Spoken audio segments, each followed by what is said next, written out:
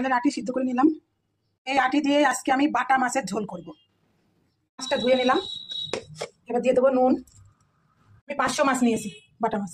হলুদ দিয়ে দিলাম, মাখানো রেডি। কড়াইতে তেল দিয়ে দিলাম। আপনারা যে কোনো তেল দিয়ে করতে পারেন, যার যেমন রুচি। আমি সাদার তেলটাই বেশি খাই, সর্ষের তেলটা খুব কম খাই। মাছটা ছেড়ে দেবো, উল্টিয়ে দেবো।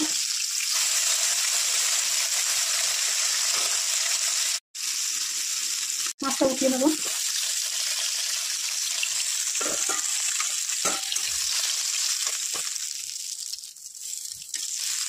আদা, লঙ্কা আর গোটা জিরে বেটে নেব।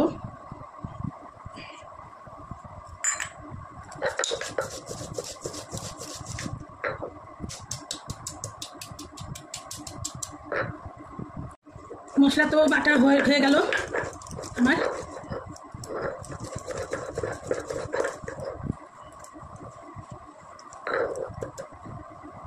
আমি আলু ভাজার জন্য তেল দিয়ে দিলাম।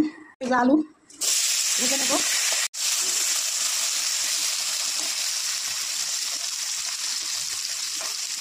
আলু তো লাল লাল করে নিলাম ভেজে। এবার এই দিয়ে দেবো গোটা জিরা, কালো জিরা, পেঁয়াজ।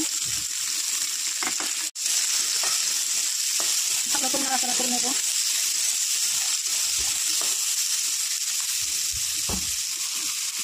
লঙ্কা, জিরা আর আদা বাটলাম, ওটা দিয়ে দিলাম।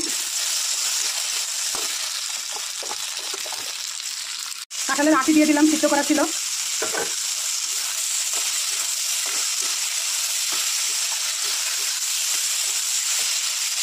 পরিমাণ মতো হলুদ, স্বাদ মতো নুন, ভালো করে নাড়াচাড়া করে নেব। উষ্ণ গরম জল দিয়ে দিলাম।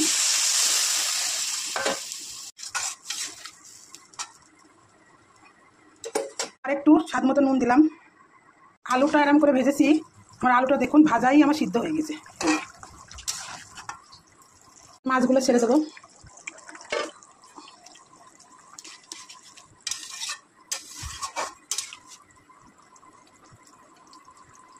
একটু ঢেকে দেবো।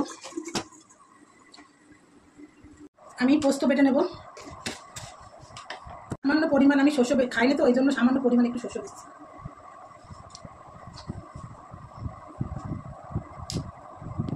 এবার বেটে নেব।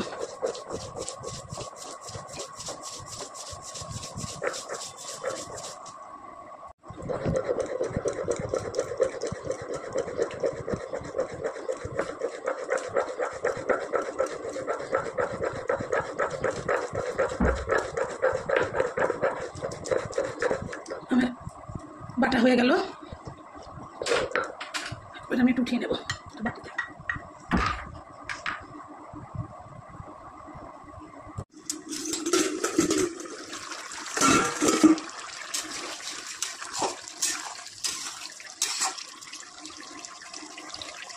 আমি শস্য আর পোস্ত আমি বাটা দিয়ে দেবো।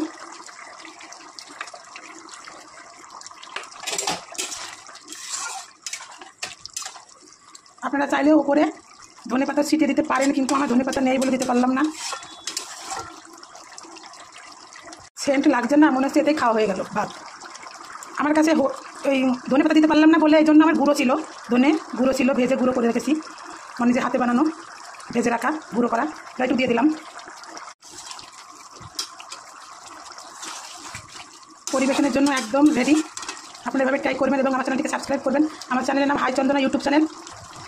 আমি তো আজকে এটা দিয়ে ভাত খাবো।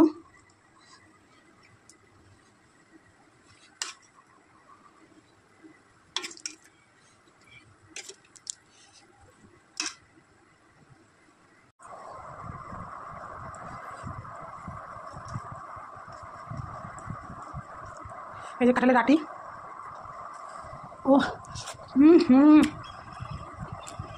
জমে গেছে একদম, কোনো কথা হবে না।